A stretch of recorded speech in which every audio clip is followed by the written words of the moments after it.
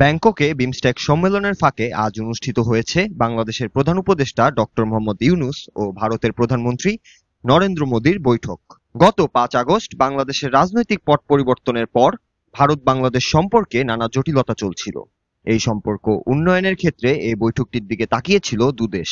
তবে বৈঠক শেষে ডক্টর ইউনূসের একটি মন্তব্যের পর পরিস্থিতি আরো ঘোলাটে হয়েছে। ভারত তাদের উত্তর পূর্বাঞ্চলের ত্রিপুরা রাজ্যে অবস্থিত চিকেন নেক নামে পরিচিত সীমান্ত এলাকায় সেনা মোতায়েন করেছে। এই ঘটনা দুই দেশের মধ্যে নতুন করে উত্তেজনার জন্ম দিয়েছে। চিকেন নেক, যা ভারতের ত্রিপুরা ও বাংলাদেশের সীমান্তে একটি সংকীর্ণ ভূখণ্ড, কৌশলগতভাবে গুরুত্বপূর্ণ। ডক্টর ইউনূস, যিনি বর্তমানে বাংলাদেশের অন্তর্বর্তী সরকারের প্রধান উপদেষ্টা, ভারতের প্রধানমন্ত্রী নরেন্দ্র মোদীর সঙ্গে বৈঠকের পর এই অঞ্চল নিয়ে মন্তব্য করেন। তিনি বলেন, এই এলাকার শান্তি ও স্থিতিশীলতা দুই দেশের জন্যই গুরুত্বপূর্ণ। ভারতীয় গণমাধ্যমের খবরে বলা হয়েছে, ডক্টর ইউনূসের এই মন্তব্যের পর ত্রিপুরা সীমান্তে নিরাপত্তা জোরদার করা হয়েছে।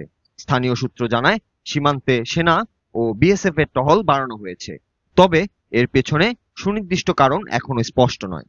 এদিকে ভারতের পররাষ্ট্র মন্ত্রণালয়ের মুখপাত্র জয়শঙ্কর ডক্টর ইউনূসের মন্তব্যের প্রতিবাদ জানিয়ে বলেছেন, এটি ভারতের অভ্যন্তরীণ বিষয়ে হস্তক্ষেপের মতো।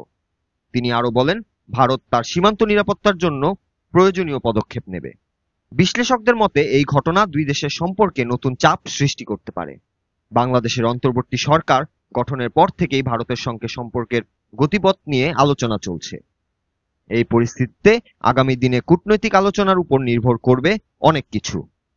আগামীকাল ব্যাংককে বিমস্টেক সম্মেলনের সাইডলাইনে ডক্টর ইউনূস ও মোদীর মধ্যে আরেকটি বৈঠক হওয়ার কথা রয়েছে।